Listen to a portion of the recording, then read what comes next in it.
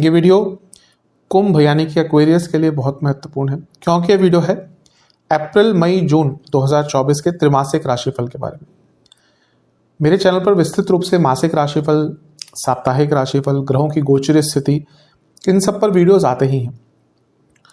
लेकिन ये त्रैमासिक राशिफल बहुत महत्वपूर्ण होते हैं, क्योंकि इसका औचित्य ये होता है कि आपको अवगत कराया जाए कि आने वाले 3 महीनों में ग्रहों की स्थिति में क्या बदलाव आ रहे हैं, क्या प्रमुख प्रभाव उसका आपके जीवन पर सकारात्मक एवं नकारात्मक पड़ सकता है, ताकि जो लोग ज्योतिष विद्या से कुछ लाभ उठाना चाहते हैं, जो अपने आप को पहले ही प्रिपेयर करना चाहते हैं, उनको अपने जीवन को प्लान करने का अवसर मिले। जो अच्छा हो रहा है उसका लाभ उठाएं, जो बुरा हो सकता है उससे बचें।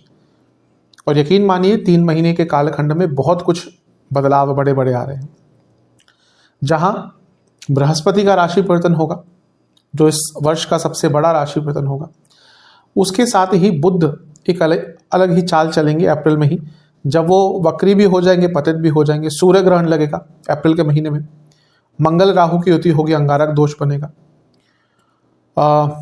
बृहस्पति शनि से केंद्र में आ जाएंगे तो उनका बल थोड़ा सा और बढ़ जाएगा। कई बार ग्रहों की एक ही राशि में 3 ग्रहों की युतियाँ, 4 ग्रहों की युतियाँ होंगी।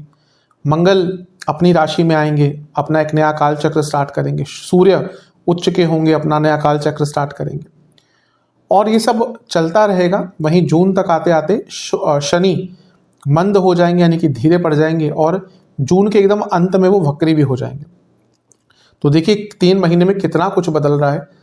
तो इन सब चीज़ों का प्रभाव आपके जीवन पर पड़ेगा, और इसी की विवेचना करने का प्रयास करूंगा। यदि आपकी लग्न राशि कुंभ है या चंद्र राशि कुंभ है, दोनों ही गाइडेंस के लिए इस राशिफल को देख सकते हैं। मेरे हिसाब से लग्न राशि से ज़्यादा सटीकता आती है। जिसको कंफर्म है वहां से देखें, जिसको नहीं पता वो चंद्र राशि से अवश्य ऑब्जर्व कर सकते हैं। वीडियो के अंत में कुछ बहुत विशेष उपाय भी अवश्य बताऊंगा। तो शुरुआत करते हैं अत्यंत महत्वपूर्ण राशिफल का अप्रैल के महीने के साथ। शुरुआत करते हैं अप्रैल के महीने के साथ।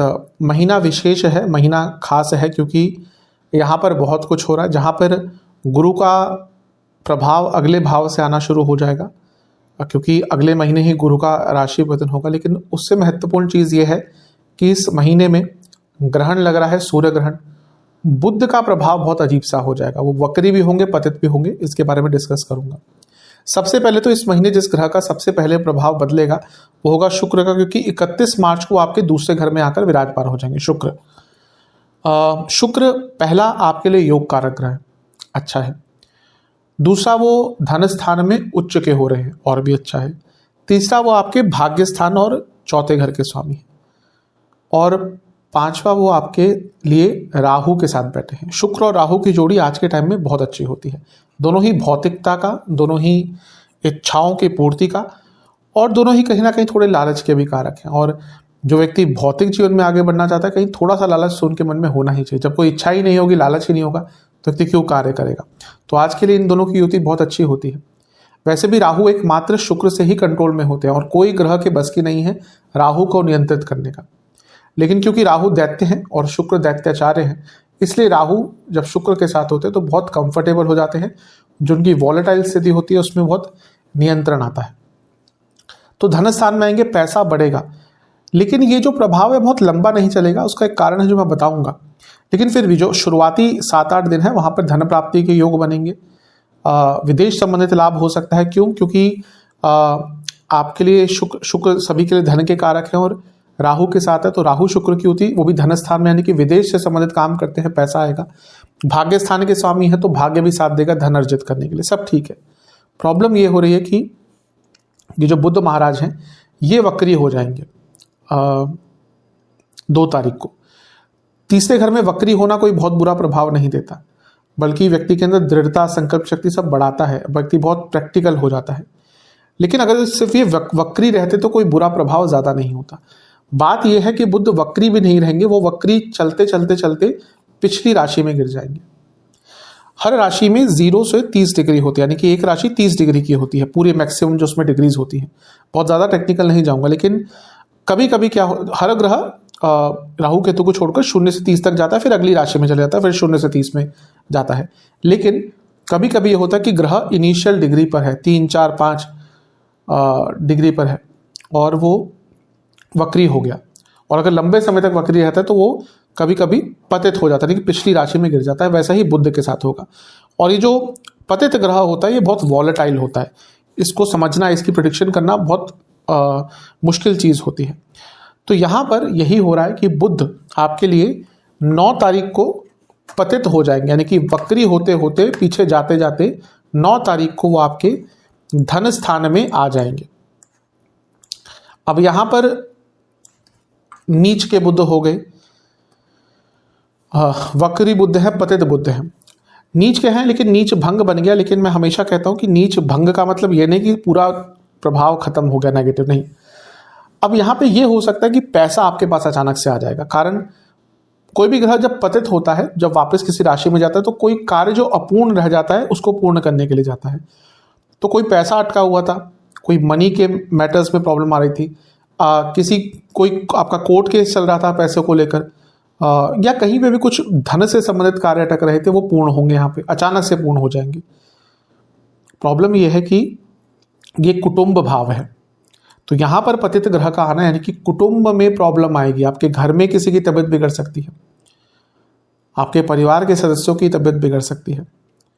और इसके साथ ही ये जो भाव है, ये दूसरा भाव, ये सप्तम से अष्टम है, यहाँ पर पतित बुध हो गया। अब यहाँ पे सिर्फ पतित बुध नहीं है, मैंने ग्रहण की बात भी करी थी। तो 8 तारीख को ग्रहण भी लग रहा है, वो भी आपके कुटुंब भाव में। तो 8 को ये हो रहा है ग्रहण, और 9 को बुध आ जाएंगे। तो ये एक छोटे स्पैन ऑफ टाइम में बहुत प्रभावित हो गया दूसरा घर। और दूसरा घर थोड़ा सौम्य है, कुछ पाप स्थान होते हैं, बुरे स्थान होते हैं, जैसे छठा भाव यहाँ पर बन जाना अच्छा होता है। दूसरा भाव सौम्यता का है, सौम्यता दर्शाता है, कुटुंब भाव है, हम अच्छी चीज़ें यहाँ से देखते हैं। तो यहाँ पर घर में कलह कलेश पड़ेगा, घर में लोगों की तबीयत बिगड़ सकती है, घर में किसी को कोई दुर्घटना भी हो सकती है। तो थोड़ा सा अपने घर के सदस्यों का ध्यान दीजिएगा। और मैरिड लाइफ पर इसका अचानक से बुरा प्रभाव पड़ सकता है। सप्तम से अष्टम में इतने सारे ग्रहों का प्रभाव, वो भी ग्रहण भी है और पतित बुध भी है, यानी कि रिलेशन में प्रॉब्लम तो आ ही सकती है। आपके पति या पत्नी को थोड़ा सा सेहत का इशू भी हो सकता है, थोड़ी इंजरी भी हो सकती है, तो वहाँ पर भी आपको बहुत ध्यान देना है। पैसा अवश्य आएगा, लेकिन पैसा जाएगा भी, यहाँ पे खर्चे भी आपके बहुत अनियंत्रित हो जाएंगे।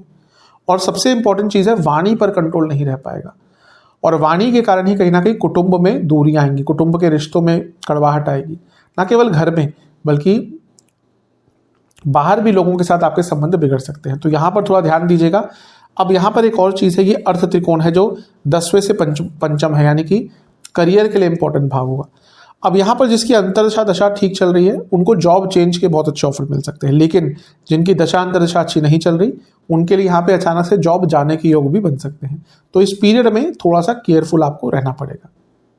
ये जो दूसरा भाव है कहीं ना कहीं वृद्धि का होता है, लेकिन यहाँ पर क्योंकि ये भाव लग्न से दूसरा है तो वृद्धि दिखाता है, लेकिन यहाँ पर इतना सारा प्रभाव हो गया तो जीवन में कहीं ना कहीं स्टैंड सेल सा हो जाएगा, यानी कि कुछ टाइम के लिए आपको समझ नहीं आएगा कि करना क्या है, हो क्या रहा है। तो थोड़ा सा ये महीने का शुरुआती भाग सेंसिटिव है, यहाँ पर कंट्रोल कीजिएगा। उसके बाद चीज़ें आपके लिए अवश्य काफ़ी बेटर होना शुरू हो जाएंगी। इसके बाद 13 तारीख को राशि परिवर्तन होगा, और वो होगा सूर्य महाराज का। और सूर्य आपके तीसरे भाव में आ जाएंगे और उच्च के हो जाएंगे 13 तारीख को। हाँ, तो 13 तारीख को सूर्य आपके तीसरे घर में आ गए, यहाँ पे एग्जॉल्टेड यानी कि उच्च के हो गए। और इसके साथ ही यहाँ पर उनका एक नया काल चक्र भी स्टार्ट हो गया, यानी कि वो मेष राशि में आ गए, क्योंकि कोई भी ग्रह राहु केतु को छोड़कर जब मेष राशि में आता है तो उनका नया एक काल चक्र स्टार्ट हो जाता है। तो सूर्य क्योंकि अपने आप में प्रभाव है, प्रकाश है, कहीं ना कहीं आपका नाम है, गुडविल है, तो उनका उच्च का होना वो भी तीसरे घर में सूर्य अच्छा प्रभाव देते हैं, अच्छा रिजल्ट आपके लिए आएगा। आपके लिए सूर्य सप्तमेश है और धनेश और लाभेश बृहस्पति के साथ बैठे हैं, यानी कि पैसा बढ़ेगा। दूसरा, जो बिजनेस करते हैं उनको बहुत लाभ होगा। तीसरा, आपके पति या पत्नी की भी इनकम यहाँ पर बढ़ सकती है। तो सूर्य का यहाँ पे तीसरे घर में आना, गुरु के साथ युति बहुत अच्छी है। अपने आप में ये भाग्यकारी युति होती है। क्यों? क्योंकि काल पुरुष की कुंडली में गुरु नवम भाव के स्वामी है और अपने आप भाग्य स्थान के स्वामी है, अपने आप भाग्य दर्शाते हैं। और सूर्य काल पुरुष की कुंडली में पंचम के स्वामी, यानी कि 2 त्रिकोण के नेचुरल कुंडली जो होती है उसके स्वामी है। तो उनका तीसरे भाव में युति कहीं ना कहीं बहुत अच्छा रिजल्ट आपको दे के जाएगी। भाग्य का साथ भी मिलेगा और आपके एफर्ट्स भी बहुत रहेंगे, आपके अंदर ऊर्जा बहुत आ जाएगी, सकारात्मकता आ जाएगी। तो जो सेंसिटिव टाइम जो मैंने कहा ना, ये बुध ग्रहण का प्रभाव, ये मान के चलिए कि 13-14 तारीख तक या महीने के शुरुआती 15 दिन तक ज़्यादा रहेगा। उसके बाद चीज़ें बहुत अच्छा आपके लिए होना शुरू हो जाएंगी। तीसरा घर यात्रा भी दिखाता है, वो फिजिकल यात्रा हो या जीवन की यात्रा हो। तो यहाँ पे सूर्य का उच्च का होना, नया कालचक्र, कोई भी ग्रह का जब नया कालचक्र होता है स्टार्ट, तो उसके अंदर ऊर्जा बहुत ज़्यादा आ जाती है। तो यहाँ पे ऐसा ही दिख रहा है कि आपके लिए तीसरे भाव में सूर्य का आना, यानी कि बहुत ऊर्जा आपके अंदर आ जाएगी। दोनों मिलकर यहाँ पे नवम भाव को देख रहे हैं, और सूर्य मंदिरों के कारक है, गुरु धर्म के कारक है, धर्म स्थान और मंदिरों के स्थान को देख रहे हैं। तो कहीं ना कहीं, और ये यात्राओं का स्थान भी है तीसरा और नवा। बहुत संभव है कि अप्रैल के मध्य भाग के आसपास या उसके बाद एक महीने के अंदर अचानक से आपको किसी बड़े धार्मिक स्थल का दर्शन करने का अवसर भी प्राप्त हो सकता है। तो ये भी एक कहीं ना कहीं विशेषता आपके लिए दिख रही है। इसके बाद एक और राशि परिवर्तन होगा, महत्वपूर्ण होगा बहुत, क्योंकि मंगल का होगा। मंगल 23 तारीख को आपके धन स्थान में आकर विराजमान हो जाएंगे। अब मंगल आपके लिए 10वें घर के स्वामी है, और मंगल आपके लिए तीसरे घर के स्वामी है। शनि के साथ जो लग्नेश हैं आपके लिए, उनके साथ मंगल का संबंध कोई बहुत अच्छा नहीं है। फिर भी मंगल क्योंकि 10वें घर के स्वामी है, तो उनके अंदर एक शुभता भी आ गई। दूसरा बहुत इंपॉर्टेंट वो रोल होता है, पोर्टफोलियो 10वें घर का और 10वें घर के स्वामी का बहुत इंपॉर्टेंट होता है। अपने आप में 10वें घर और 10वें घर के स्वामी को शास्त्र कहते हैं कि पूर्ण योग कारक कहा जाता है। योग कारक भी नहीं, पूर्ण योग कारक, लग्न और 10वां घर। तो मंगल का दूसरे घर में आना कहीं ना कहीं धन संबंधित जो प्रॉब्लम्स आई थी दूर होंगी। करियर में आगे बढ़ने के बहुत अवसर मिलेंगे, क्योंकि अर्थ त्रिकोण है और 10वें घर के स्वामी अपने से पंचम में आ रहे हैं। तो करियर में क्रिएटिविटी रहेगी, करियर में आगे बढ़ने के अवसर मिलेंगे। भौतिक रूप से ये बहुत अच्छा आपके लिए सब कुछ दिख रहा है। प्रॉब्लम ये है कि यहाँ पर जब मंगल आएंगे तो ये सप्तम से अष्टम में हुआ, यानी कि आपके लिए ये बनेगा मंगल दोष। अब इस पे मैं कई बार समझाता आया हूँ कि कभी कभी नॉर्थ इंडिया साइड में इसको मंगल दोष नहीं मानते, लेकिन शास्त्रोक्त भी है और साउथ इंडिया में बहुत रेलेवेंट है, और शास्त्रों में भी ये वर्णित है कि दूसरे घर का मंगल भी मंगल दोष होता है। कहीं कहीं पे इस पे मतभेद है, लेकिन मतभेद होना नहीं चाहिए, क्योंकि दूसरे घर का मंगल अवश्य मंगल दोष बनाता है। कारण क्या है, सप्तम से अष्टम में है, तो यहाँ पर मंगल दोष बनता है। ये किसी भी भाव से अष्टम उसकी लॉन्जेविटी दर्शाता है। तो यहाँ पर मंगल का आना, ये महीना एक चीज़ पर बहुत ध्यान दीजिएगा, आपके पति और पत्नी की सेहत। लड़ाई झगड़े तो होंगे, किसमें नहीं होते, लेकिन उनकी सेहत इस महीने थोड़ी बिगड़ सकती है अचानक से। यहाँ पर कई, खैर वो उनकी कुंडली से ज़्यादा दर्शाएगा, लेकिन यहाँ पर इंजरी के योग बन रहे हैं, यहाँ पर अचानक से गिरने के योग बन रहे हैं उनके, और अचानक से कोई पुराना रोग वापस आ सकता है। ओवरऑल आप अपने पति और पत्नी को थोड़ा सा सचेत कर दीजिएगा कि भाई इस महीने अपनी सेहत का बहुत ज़्यादा ध्यान दें, क्योंकि वहाँ पर एक प्रॉब्लम यहाँ पर दिख रही है कि हाँ कोई इशू तंग उनको कर सकता है। लेकिन धन स्थान में आ रहे हैं, 10वें घर के स्वामी हैं, करियर आदि, पैसा आदि, इन सब के लिए बहुत विशेष प्रभाव देंगे। लेकिन वही फिर से कहूँगा, वाणी पर कंट्रोल कीजिएगा, क्योंकि इतना सब कुछ हो रहा है, वाणी के स्थान में मंगल भी आ गए जो उग्रता दिखाते हैं। तो एग्रेशन तो इस महीने वाणी के थ्रू ज़्यादा आपकी निकलेगी, उस पर थोड़ा सा ध्यान देना है। यहाँ पर मंगल और राहु की युति भी हो रही है, तो जिसको अंगारक दोष भी कहते हैं। तो ये अंगारक दोष भी कहीं ना कहीं क्रिएटिव बहुत होता है, व्यक्ति के अंदर कुछ प्रोडक्शन की, कुछ बनाने की एबिलिटी आ जाती है। लेकिन राहु मंगल भी कहीं ना कहीं अंगारक इसलिए कहा जाता है, गुस्सा बढ़ता है। तो वाणी के कारण, मैंने कहा ना, कुटुंब में मतभेद हो सकते हैं, आपके अपने परिवारजनों से, अपने निकटतम लोगों से प्रॉब्लम हो सकती है, वाणी के कारण आपके अपने आप से दूर हो सकते हैं। तो वाणी पर बहुत नियंत्रण आपको इस महीने बनाकर रखना है। धन प्राप्ति के लिए तो योग अच्छे होते ही जाएंगे, लेकिन वाणी पर नियंत्रण। इसके साथ ही 25 अप्रैल को भी एक राशि पतन होगा, वो होगा शुक्र महाराज का। शुक्र आपके तीसरे भाव में आकर विराजमान हो जाएंगे मेष राशि में। अब तीसरे घर के शुक्र भी ठीक ठाक प्रभाव देते हैं, कोई बुरा प्रभाव नहीं देते, और आपके योग कारक ग्रह हैं। तो योग कारक ग्रह का तीसरे घर में आना, यानी कि जो चीजें अटक रही थी वहां पे पूर्णता आएगी। और इसके साथ ही शुक्र भी योग कारक होने के नाते नवम भाव को देखेंगे ये, और अपनी ही राशि को देखेंगे, यानी कि भाग्य की वृद्धि होगी, भाग्य में बढ़ोतरी होगी। जब भाग्य बढ़ता है, भाग्य साथ देता है, तो हर चीज में अच्छा रिजल्ट देखने को प्राप्त होता है। तो ये महीना आपका अच्छा ही है, जो बस शुरू का सेंसिटिव टाइम है वहां पर ध्यान दे दीजिएगा। शनि तो लग्न में ही बने रहेंगे, अभी 1 साल करीबन उनका और है, तो लाभ उठाइएगा। बार बार आपके लग्न में नहीं आएंगे, वो 30 साल बाद आएंगे इसके बाद। तो आपके लिए बहुत विशेष ग्रह हैं, पंच महापुरुष योग बनाकर बैठे हैं, राजयोग बनाकर बैठे हैं, तो यहाँ पर लाभ उठाइएगा। केतु अष्टम में रहेंगे, अपने आप को रोगों से सचेत रखिए, अपना रेगुलर चेकअप कराइए। लेकिन ज्ञान वृद्धि का टाइम होता है, तो बहुत कुछ सीखने का इस टाइम मन कर रहा होगा, बहुत कुछ रिसर्च करने का मन कर रहा होगा। तो अगर मन कर रहा है और अगर करना संभव है, अवश्य अपने ज्ञान की वृद्धि कीजिएगा। सेहत के हिसाब से नसों के रोग, गले के रोग, थायराइड संबंधित रोग, प्राइवेट पार्ट से जुड़ी प्रॉब्लम्स और इसके साथ ही ENT की प्रॉब्लम इस महीने ज्यादा तंग करेंगे। चलते हैं मई के महीने की तरफ। मई का महीना बहुत विशेष है, क्योंकि ये वो महीना है जब इस वर्ष का सबसे बड़ा राशि परिवर्तन हो रहा है। हाँ, देवगुरु बृहस्पति आपके चौथे भाव में आकर विराजमान हो जाएंगे, यानी कि वृषभ में 1 मई को, और करीबन 1 साल तक यहीं पर रहेंगे। देवगुरु बृहस्पति नाम से ही गुरु है, और गुरु का काम क्या होता है? जीवन में रास्ता दिखाना, जीवन में शुभता लाना, जीवन में सकारात्मकता लाना। तो पहले तो वो आपके केंद्र भाव में आकर बैठ गए। केंद्र क्या होते हैं? 1, 4, 7 और 10। तो ये भाव जीवन के स्तंभ होते हैं, इनको विष्णु स्थान कहा जाता है, क्योंकि यही जीवन में कहीं ना कहीं स्थिरता प्रदान करते हैं। तो यहाँ पर गुरु का आना यानी कि जीवन में स्थिरता आएगी, ये सुख स्थान है। और गुरु का यहाँ पे आना नहीं कि जीवन के सुख बढ़ेंगे, भौतिक सुख भी बढ़ेंगे, और इमोशनल लाइफ में भी आपको कुछ ना कुछ अच्छा देखने को मिलेगा। गुरु का राशि परिवर्तन अपने आप में एक बहुत बड़ा टॉपिक है, तो उस पर अलग से वीडियो अवश्य बनाऊंगा। लेकिन यहाँ पर अगर संक्षिप्त में ही चर्चा करें तो आपके लिए बहुत शुभता दिख रही है।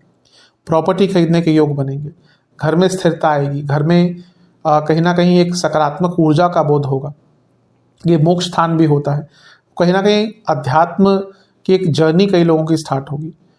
और बृहस्पति कहीं ना कहीं जब वो मोक्ष त्रिकोण में आते हैं तो लोग भौतिक सुख तो प्राप्त करते ही हैं, लेकिन उसके साथ ही उनके जो इमोशनल और मेटेरियलिस्टिक लाइफ है उसमें एक बैलेंस भी आना शुरू हो जाता है। तो ये भी एक अच्छी चीज़ दिख रही है। जैसा मैंने कहा, एक विस्तृत वीडियोस पे अवश्य आएगी। एक और चीज़ है कि शनि और गुरु एक दूसरे से केंद्र में आ गए। बड़े ग्रह एक दूसरे से जब केंद्र में आते हैं तो उनको केंद्र बल देते हैं, एक दूसरे को बल देते हैं। जब कोई ग्रह एक दूसरे त्रिकोण में होता है, उनका इन्फ्लुएंस तो बहुत ज़्यादा होता है, क्योंकि हर त्रिकोण का एक ही तत्व होता है। फॉर एग्जाम्पल 1, 5, 9 धार्मिक या धर्म त्रिकोण इसको कहते हैं। 4, 8, 12 इनको मोक्ष त्रिकोण कहते हैं। वैसे ही जो केंद्र भाव होते हैं किसी भी जगह से, वो उस स्थान को बल प्राप्त कराते हैं। तो शनि और गुरु जो सबसे इंपॉर्टेंट ग्रह 2 हैं कुंडली के, सारे इंपॉर्टेंट, लेकिन कहीं ना कहीं ये दोनों सबसे महत्वपूर्ण, क्योंकि अधिकतम जो कारकत्व हैं आपके जीवन के वो शनि या गुरु के अधीन ही है। शनि कर्म है, गुरु कर्म का फल है। शनि कहीं ना कहीं काल है और गुरु भाग्य है। शनि किसी भी कार्य में जो आपका एडमिनिस्ट्रेटिव पावर्स होती है वो है, वहीं गुरु मैनेजमेंट है। बहुत सारी चीज़ें हैं यहाँ ऐसे तो, लेकिन प्रमुख क्या है कि दोनों एक दूसरे से केंद्र भाव में है, यानी कि आपके पूरे जीवन में शुभता, पूरे जीवन में स्टेबिलिटी, पूरे जीवन में कहीं ना कहीं आप कंट्रोल में रहेंगे। इन दोनों का परस्पर केंद्र में रहना और लग्न से भी केंद्र में रहना बहुत विशेष है आपके लिए। कारण क्या है? देखिए, गुरु यहाँ से देखेंगे 4थे घर को, 10वें घर को, और शनि देखेंगे 7वें घर को, यानी कि हर केंद्र पर शनि और गुरु का प्रभाव है, शनि या गुरु का प्रभाव है। तो जीवन में बहुत स्टेबिलिटी आएगी, करियर हो, बिजनेस हो, पैसा हो, हर चीज़ में ये जो प्रभाव है गुरु का और शनि गुरु इनका जो केंद्रादि योग है ये बहुत अच्छा देगा। एक चीज़ से ध्यान रखना है या बच के रहना है, ईगो बढ़ेगा। ईगो क्लैशेस आपके कई लोगों से होना स्टार्ट हो जाएंगे और उसका एक बुरा प्रभाव पड़ सकता है, तो इस पर कंट्रोल दीजिएगा। लेकिन प्रॉपर्टी आदि, वाहन आदि सबके लिए तो बहुत अच्छा योग है। बुध राशि परिवर्तन करेंगे 10 तारीख को, 10 मई को, और बुध आपके 3रे घर में आकर विराजमान हो जाएंगे। अब अच्छी चीज़ है कि बुध पतित नहीं रहे, वक्री नहीं रहे, अपनी नॉर्मल अवस्था में आ जाएंगे। और आपके लिए बुध 8वें घर के और पंचम के स्वामी है। पंचम के स्वामी अपने से 11वें में, लग्न से 3रे में, यानी कि नया रिलेशनशिप भी स्टार्ट हो सकता है। और स्टूडेंट्स के लिए भी कहीं ना कहीं ये बहुत अच्छा एक पीरियड दिख रहा है। अष्टमेश यहाँ पर शुक्र के साथ हैं, सूर्य के साथ हैं। सूर्य सप्तमेश है और शुक्र योग कारक है। अचानक से धन प्राप्ति, बिजनेस में अचानक से धन प्राप्ति हो सकती है, लेकिन बस थोड़ा मिसकम्युनिकेशन हो सकता है, उसका ध्यान देंगे तो आपके लिए काफ़ी अच्छा रहेगा। और क्योंकि बुद्ध बुद्धि के कारक है, आप देखेंगे कि मार्च के अंत से अप्रैल में और मई के शुरुआती भाग तक हर व्यक्ति के आप आसपास देखिएगा कि कोई ना कोई जन बहुत अजीब सा बिहेव करना शुरू कर देगा। आपकी भी शायद कई लोगों से मिसकम्युनिकेशन होगी, आपकी भी कई लोगों से बहस होगी, या फिर बर्ताव बदल जाएगा। वो इसलिए क्योंकि बुध बुद्धि के कारक है। पहले वो नीच के भी हो गए थे, पतित भी हो गए थे, वक्री भी हो गए थे, राहु के साथ भी थे। तो ये सब कहीं ना कहीं एक बुरा प्रभाव दे सकता है। लेकिन मई के बाद चीज़ें बहुत हद तक ठीक होना शुरू हो जाएंगी। स्टूडेंट्स के लिए बहुत लाभकारी रहेगा। ध्यान ये देना है कि 10वें से 6ठे में है, कार्य क्षेत्र में कलीग्स बहुत तंग करेंगे और वर्क प्रेशर बहुत तेज गति से बढ़ जाएगा। इस पर थोड़ा कंट्रोल कीजिएगा। अब एक और चीज़ है कि तीसरे घर में इतने सारे ग्रह हैं, जो अच्छा है, क्योंकि तीसरा भाव उपचय स्थान है, एफर्ट्स का स्थान है। तो एफर्ट्स बढ़ेंगे, जीवन को गति मिलेगी। और शनि की दृष्टि है जो लग्नेश है, यानी कि कहीं ना कहीं आपके कई चीज़ें कंट्रोल में आना शुरू हो जाएंगी। तो ये महीना कहीं ना कहीं गति प्रदान करेगा। वो जो बुध का नीच का प्रभाव सूर्य ग्रहण वो आया था अप्रैल के स्टार्टिंग भाव में, उसका प्रभाव ऑलमोस्ट खत्म सा हो जाएगा और जीवन आगे बढ़ना शुरू हो जाएगा। सप्तम से नवम में है, यानी कि बिजनेस में तो लाभ होगा ही, लेकिन जो पति पत्नी है उनके बीच में थोड़े कम्युनिकेशन गैप इसके कारण आ सकते हैं। तो इस पर ध्यान दीजिएगा। ओवरऑल महीना आपका काफ़ी अच्छा दिख रहा है। इस महीने सूर्य भी राशि परिवर्तन एक और बार करेंगे और वो होगा 14 मई को। तो 14 मई को सूर्य आपके चौथे घर में आकर बैठ जाएंगे। अब देखिए, ये वर्ष में या फिर कहिए आसपास बहुत 2 बार हो रहा है कि सूर्य गुरु का युति हो रही है। अपने आप में अच्छा होता है। सूर्य आपके केंद्र के स्वामी है, यानी कि सप्तम भाव के। गुरु के साथ उनकी युति कहीं ना कहीं धन कारक है ही, वैसे भी धन कारक होती है। और यहाँ पे आपके लिए क्योंकि सूर्य केंद्र के स्वामी है और गुरु धन और लाभ स्थान के स्वामी है, पति पत्नी का धन बढ़ेगा, यानी कि आपके लाइफ पार्टनर का पैसा आएगा। बिजनेस में बहुत लाभ होगा। बिजनेस स्टार्ट करना चाह रहे हैं, बहुत अच्छा समय है। और प्रॉपर्टी वाहन खरीदने के लिए भी बहुत अच्छा समय है।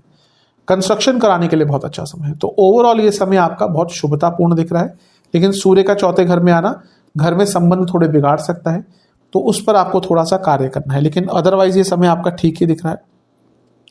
यहाँ पर शनि सूर्य भी एक दूसरे से केंद्र में आ गए। अगर आपने जीवन में रोल चेंज करना चाहते थे, कोई नया बिजनेस स्टार्ट करना चाहते थे, जैसे मैंने कहा पॉलिटिक्स में एंटर करना चाहते थे, कुछ सोशल वर्क करना चाहते थे, कुछ फिलैंथ्रोपिस्ट वर्क करना चाहते थे, तो उन लोगों के लिए महीना कहीं ना कहीं बहुत अच्छा, बहुत विशेष रहेगा। 19 मई को एक और राशि परिवर्तन होगा, वो होगा आपके शुक्र महाराज का। शुक्र जो आपके योग कारक ग्रह है, बहुत इंपॉर्टेंट है, उनका गोचर आपके चौथे भाव में हो जाएगा। तो शुक्र जो है वो आपके योग कारक है और आपके चौथे भाव में आ गए, अपनी ही राशि में आ गए। पंच महापुरुष योग भी बनाएंगे, राजयोग भी बनाएंगे, और आपके नवमेश भी हैं, इसलिए योग कारक भी है क्योंकि 2 अच्छे भावों के स्वामी हैं। तो यहाँ पर पुनः प्रॉपर्टी खरीदने के योग बनेंगे। यहाँ पे शुक्र 10वें घर को देखेंगे और शुक्र नवम भाव के स्वामी है, ट्रांसफर का योग आपका बन रहा है। और इसके साथ ही कहीं ना कहीं कार्य क्षेत्र में कुछ अच्छा करने का मौका भी मिल सकता है। लेकिन क्योंकि सूर्य दिग्बली है और शुक्र देख रहे हैं, यहाँ पे ऑफिस पॉलिटिक्स बढ़ सकता है और आपके पीठ पीछे कार्य क्षेत्र में षड्यंत्र हो सकता है। जिसपे भरोसा करते थे वही कहीं ना कहीं इसमें लिप्त हो सकता है। तो थोड़ा सा यहाँ पर ध्यान देंगे तो आपके लिए अच्छा है। ओवरऑल महीना ठीक है। ये राहु मंगल का अंगारक दोष बना रहेगा और अब अकेले दोनों हो जाएंगे तो प्रभाव थोड़ा बढ़ जाएगा। तो वाणी पर तो आपको इस महीने भी अति नियंत्रण रखना ही पड़ेगा। लेकिन वैसे देखा जाए तो महीना ठीक है। इस महीने हृदय संबंधित रोग जिनको है केयरफुल रहेगा। पेट के रोग बहुत तंग करेंगे, कफ रोग बहुत तंग करेंगे, नसों के रोग बहुत तंग करेंगे, ईएनटी की प्रॉब्लम तंग करेगी, स्किन डिसऑर्डर्स तंग कर सकते हैं। चलते हैं जून के महीने की तरफ। जून का महीना भी विशेष है, कारण यहाँ पर आपके लग्न के स्वामी ही वक्री हो जाएंगे। खैर वो महीने के अंत में होगा। इस महीने के एक दिन पहले यानी कि 31 मई को ही बुध आपके चौथे घर में आकर बैठ जाएंगे। तो इस महीने से ज़्यादा प्रभाव उनका रहेगा। बुध के साथ यहाँ पर 3 ग्रह और होंगे, यानी कि 4 ग्रहों की युति चौथे घर में।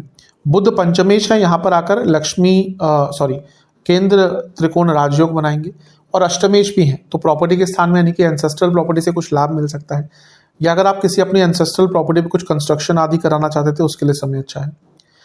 चौथे घर में इतने सारे ग्रह जब होते हैं तो प्रॉपर्टी खरीदने के, वाहन खरीदने के योग बन जाते हैं। और जब इतने सारे ग्रह यहाँ से बैठकर 10वें घर को देखते हैं तो करियर में भी कुछ अच्छे बदलाव आ सकते हैं। गुरु देख रहे हैं जो धन स्थान और लाभ स्थान के स्वामी, यानी कि करियर में पैसा बढ़ेगा। सूर्य देख रहे हैं जो चौथे घर और 7वें घर के स्वामी, यानी कि रिकॉग्निशन, प्रमोशन के योग बन जाएंगे। और शुक्र भी देख रहे हैं जो योग कारक, यानी कि कार्य क्षेत्र में कुछ कार्य अटक रहे थे वो पूर्ण होंगे, पैसा यहां से भी बढ़ेगा। और बुध क्योंकि पंचमेश है और अष्टमेश है, जॉब चेंज करने के योग बहुत अच्छे आपके बन जाते हैं। खैर ये सारे ग्रह बहुत लंबे टाइम तक नहीं रहेंगे, लेकिन कभी कभी क्या होता है कि कुछ दिन ही चाहिए होते हैं सारे बदलाव प्राप्त करने के लिए। तो करियर के लिए बहुत अच्छा है। सप्तम से 10वें में इतने सारे ग्रह, यानी कि बिजनेस में भी पैसा बढ़ेगा, बिजनेस में नए नए अपॉर्चुनिटीज आएंगे। और अगर अपने बिजनेस को एक्सपैंड करना चाहते हैं उसके लिए भी समय बहुत अच्छा है। शनि से सारे ग्रह केंद्र में होंगे, यानी कि शनि का केंद्र बल प्राप्त होगा। शनि क्या है, लगने के स्वामी है। तो इस महीने कई कार्य आपके बनने स्टार्ट हो जाएंगे, धन प्राप्ति के बहुत अच्छे योग हैं। प्रॉब्लम, चौथा भाव जो है वो इमोशंस का होता है। जब इतने सारे ग्रह यहाँ पे आ गए, आप अपने इमोशंस पर कंट्रोल नहीं कर पाएंगे, घर वालों को टाइम नहीं दे पाएंगे, घर वालों से मनमुटाव हो सकते हैं। और माता जी की सेहत पर थोड़ा सा यहाँ पर भी ध्यान दीजिएगा ही। तो इन सब चीज़ों पर काम करेंगे तो अच्छा। लेकिन भौतिक सुख संपत्ति के लिए, संपदा के लिए कहीं ना कहीं ये महीना बहुत अच्छा है। इसके बाद एक राशि पतन होगा 1 तारीख को ही, और वो होगा मंगल का। और मंगल बहुत बली हो जाएंगे, कारण आपके तीसरे घर में आ गए, अपनी खुद की स्वराशि में आ गए। तो तीसरे घर के मंगल मैं पहले ही बता चुका हूँ बहुत विशेष होते हैं, बहुत अच्छा रिजल्ट देते हैं।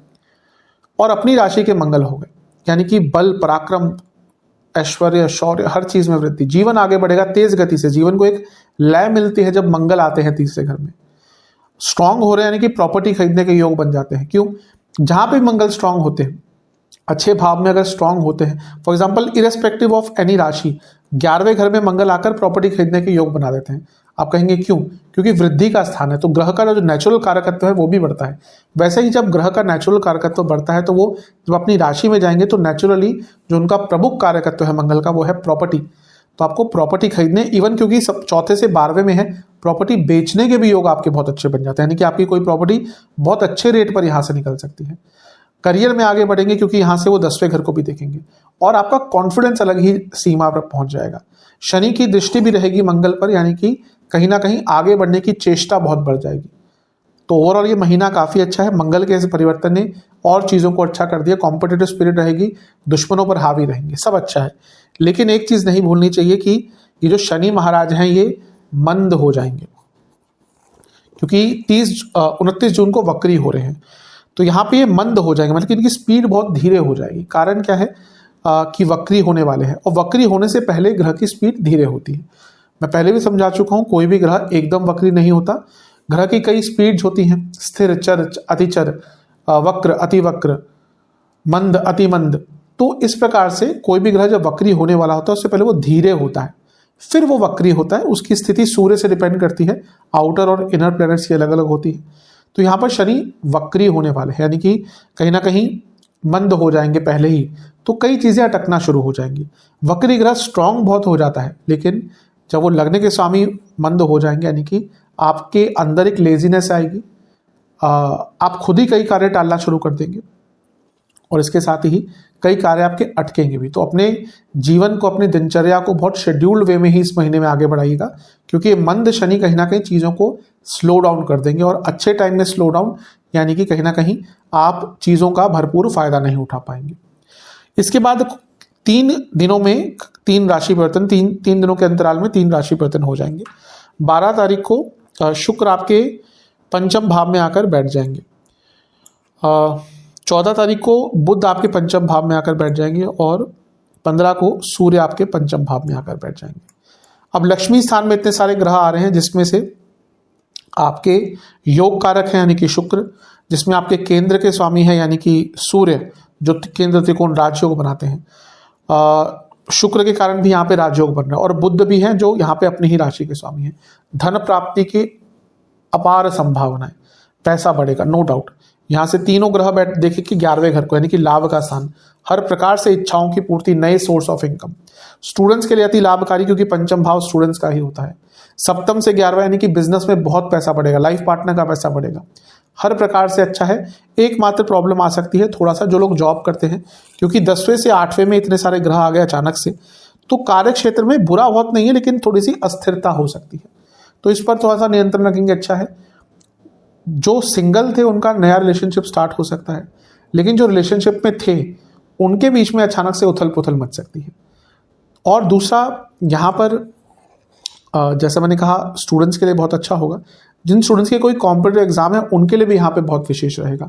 आपकी क्रिएटिविटी बहुत बढ़ जाएगी, आपको नए नए आइडियाज आएंगे, पैसा कमाने के प्रैक्टिकल आइडियाज आएंगे, और कहीं ना कहीं मंत्र साधना आदि के लिए भी महीना बहुत अच्छा है, कुछ नया स्टार्ट करने के लिए महीना बहुत अच्छा है। तो ओवरऑल ये महीना शुभता ही लेकर आ रहा है। जो कुछ नेगेटिव चीजें कही हैं ध्यान रखिएगा। सेहत के हिसाब से पेट के रोग बने रहेंगे, इन्फ्लेमेशन, लिवर की प्रॉब्लम तंग करेगी, नसों के रोग तंग करेंगे, आंखों के रोग तंग करेंगे, स्लीप डिसऑर्डर्स तंग करेंगे। उपाय की बात करते हैं। उपाय कब करने हैं? जब भी वीडियो देखें उसके अगले हफ्ते से स्टार्ट कर दीजिएगा। पहला उपाय 3 सोमवार करना है। एक पात्र में दूध, शहद और सफ़ेद तिल, इसका एक मिश्रण बनाना है, द्रव्य को बनाना है आपको, और शिवलिंग का अभिषेक करना है। अभिषेक करते हुए ओम रुद्राय नमः मंत्र का जाप करना है, और उसके बाद जब आपने अभिषेक कर लिया, शिव जी के सामने बैठकर ओम विश्वेश्वराय नमः मंत्र का 108 बार जाप करना है। इसके बाद मंदिर में जो ब्राह्मण देवता हैं उनको कुछ दक्षिणा दे के आइएगा, और मंदिर में भी कुछ दक्षिणा अर्पण करके आएगा। ये 3 सोमवार करना है। दूसरा उपाय 3 शनिवार करना है आपको। शनि मंदिर में जाकर 2 सरसों के तेल के दिए अर्पण करने हैं। हर दिए में कुछ पीली सरसों के दाने होने चाहिए, और फिर शनि देव के मंदिर में ही बैठकर बजरंग बाण का 2 बार और शनि चालीसा का 2 बार पाठ करना है। ये उपाय 3 शनिवार करना है, और 3 शनिवार ही आपको गौशाला में चारे का दान करना है। ये उपाय आप कर लेंगे, आपके लिए अधिकतम प्रभाव अच्छे ही रहेंगे। आशा करता हूँ वीडियो आपके काम आएगी। चैनल पर नए हैं, सब्सक्राइब कर लीजिए, वीडियो को लाइक कर लीजिए। मिलता हूँ अगली वीडियो में, तब तक के लिए ओम नमः।